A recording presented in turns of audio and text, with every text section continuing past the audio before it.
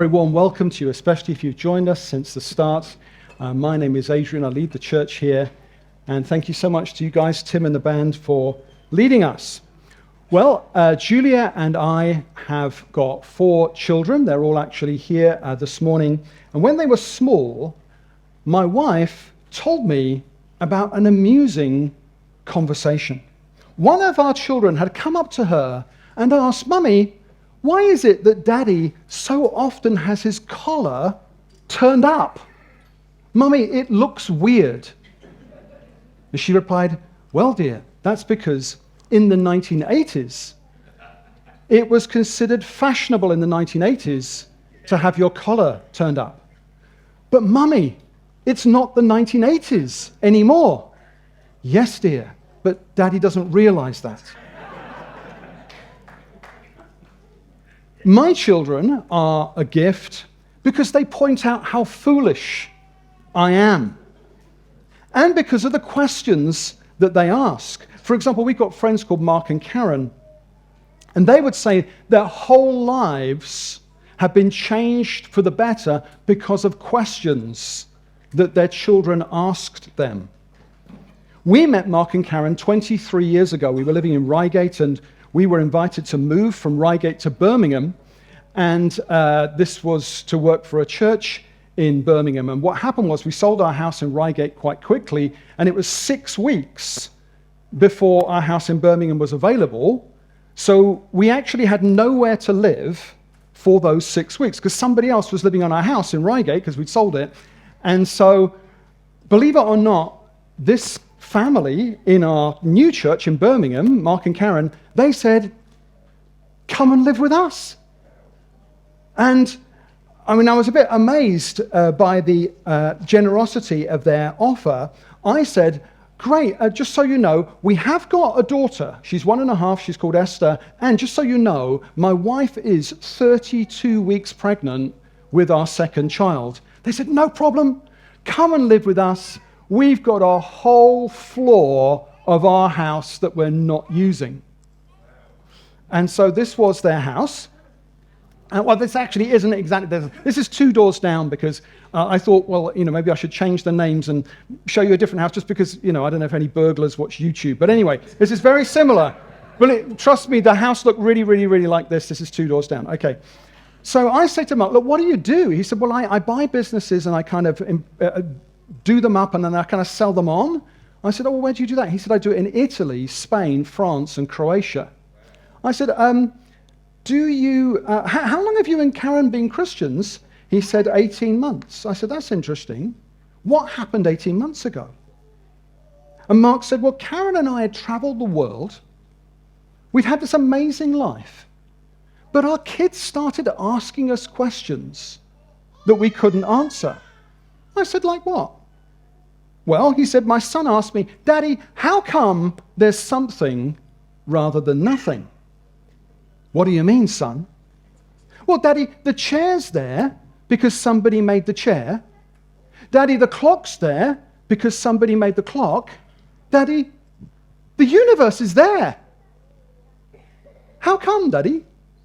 How come the universe is there?"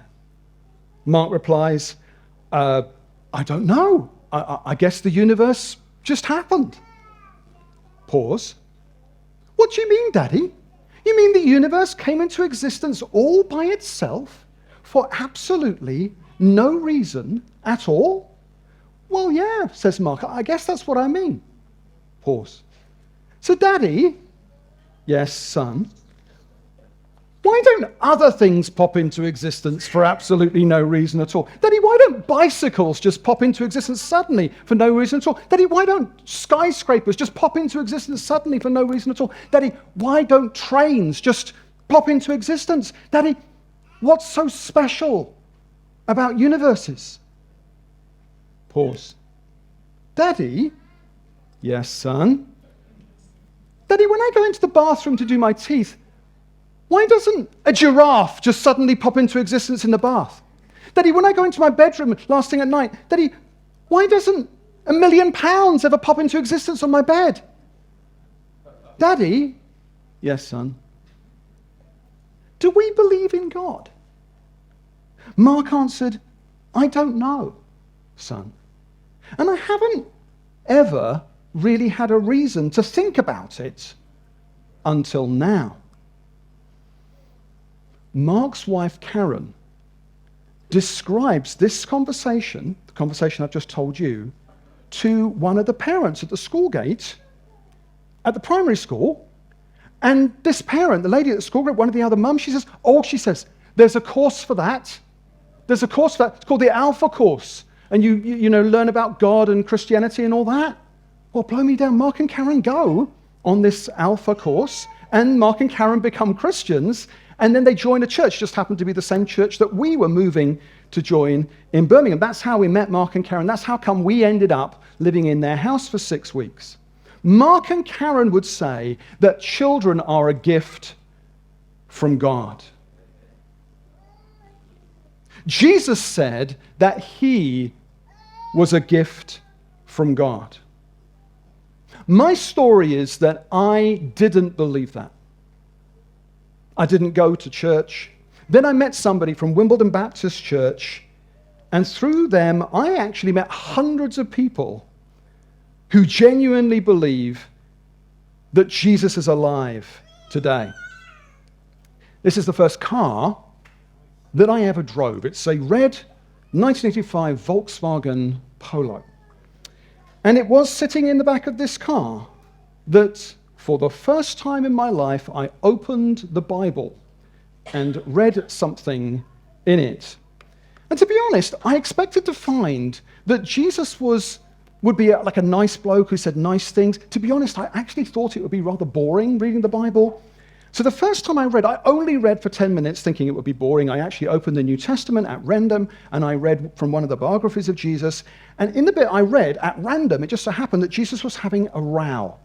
Jesus was having an argument with his opponents, who are called the Pharisees. And that was a surprise, because I thought, if he's a nice bloke who says nice things, why would anybody want to have an argument with Jesus? And so even that was a surprise. But the Pharisees were arguing with Jesus because of what Jesus was claiming about himself. Do you know, I sneaked back into the red Volkswagen Polo increasingly often for secret Bible reading. I didn't want anybody to know that I was reading the Bible. And over the next few weeks, I discovered 6 things that Jesus said about himself. Jesus said, I am the bread of life. I'm basically what you need. If you're hungry, Jesus said, come to me.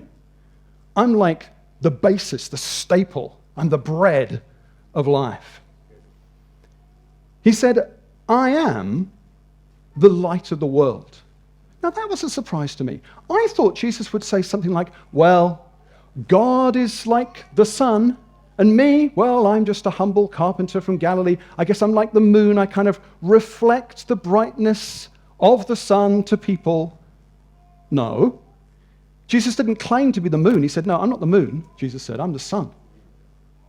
I am the light of the world. Jesus said people are living in darkness. Hey, you lot in darkness, good news. I'm here.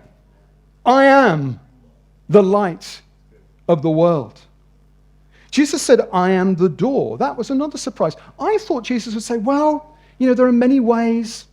There are many paths. I guess I'm like a door. No, Jesus said, I'm the door. Jesus said, I am the good shepherd. I will look after you. I care about you. Trust me, Jesus said, I'm the good shepherd. At the grave of his friend Lazarus, Jesus said, I am the resurrection and the life. If anyone lives and believes in me, even if that person dies, they'll live. Jesus predicted that he would be killed, and that 3 days later, he predicted he'd physically rise from the dead. He said, there's a barrier between God and people, and I'm going to burst through that barrier of death, and everyone who puts their trust in me, just as I beat death, they will too, if you trust in me. I am the resurrection and the life, he said. He said, I am the way and the truth and the life.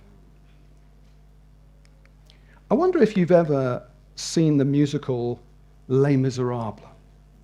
It's based on a book by a man called Victor Hugo. In it, there's a criminal called Jean Valjean, who is a bitter man.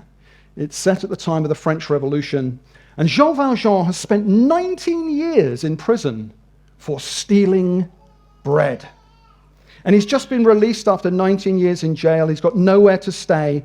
And he's taken in by a kindly bishop. He's given a meal. And in the middle of the night, having been given a bed for a night, Jean Valjean creeps downstairs. And in the night, he steals 6 silver plates from the bishop.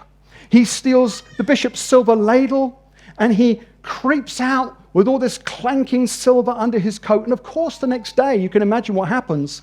The very next morning, he's interrupted by the police, and all the silver falls on the floor, and the police say, so what's your explanation? This silver looks suspiciously like the bishop's silver. And Jean Valjean says, well, yes, it actually is the bishop's silver. Jean Valjean says, the bishop gave it to me as a gift. A likely story, says the captain of the guard. Hey, Jean Valjean, why don't we go back with the bishop's silver to the bishop's palace? Let's ask the bishop whether either you stole his silver or whether it was a gift. Let's ask him. So they go back to the bishop's palace, and the bishop comes and greets them. And the captain of the guard says, oh, your Grace, Jean Valjean here, this felon, this criminal, he claims that you gave him your 6 silver plates and the silver ladle. And the bishop says, yes, that's right. The bishop says, but Jean Valjean, I not only gave you my silver plates and my silver ladle, but Jean Valjean, I wanted you to have the candlesticks as well. Did you forget them? Did you forget the candlesticks, he says? And then the bishop looks at the captain of the guard, who's incredibly embarrassed, and says, officer, is there a problem here? And the officer of the guard is so embarrassed, he says, well, I guess not. And so the police kind of go off looking a bit crestfallen and embarrassed. And then there's this amazing scene as Jean Valjean is there, trembling before the bishop. And the bishop gives him the candlesticks as well. Jean Valjean is speechless. And in the book, the bishop says, Jean Valjean, my brother, with this silver, I've ransomed your soul, and I'm giving you back to God. That's the book. And in the musical, the bishop sings. But remember this, my brother, see in this some higher plan. You must use this precious silver to become an honest man, by the witness of the martyrs, by the passion and the blood. God has raised you out of darkness. Your soul's been saved by God. You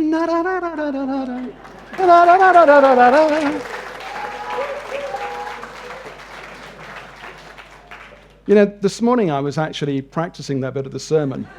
And my wife was upstairs. She said, are you going to sing in this morning's sermon? I said, well, yeah, I think I am, yeah. But the point is, as he says, have the candlesticks as well. That's the moment when Jean Valjean's life is transformed. Have the candlesticks as well. They're silver just like the rest. There's an inward change. That's what God says to you and me this morning. Have the candlesticks as well. Yes, as well as the silver plates, as well as the ladle. Have the candlesticks. They're precious. In the book, the candlesticks are like Christ. Valuable, precious, important silver. It's that gift, the gift of the candlesticks, that transforms Jean Valjean, and he becomes a different person. This morning, God says to you and me, the gift of Christ is like those candlesticks. Have the candlesticks as well. Maybe the band would like to come and join me. When interviewed about the book, Victor Hugo said this: life's greatest happiness is to be convinced you're loved. To be convinced that you're loved by a God who loved you so much that he sent his only son. That Jesus, when he died on the cross, was actually taking all of the punishment for all of the sins of everyone who would ever believe. That there, as he hung there on the cross in death and blood, he was actually being punished for all of the wrong things that I've done. For all of the wrong things of everyone who ever trusts in him. He takes the punishment instead of me in our place as a substitute instead of us.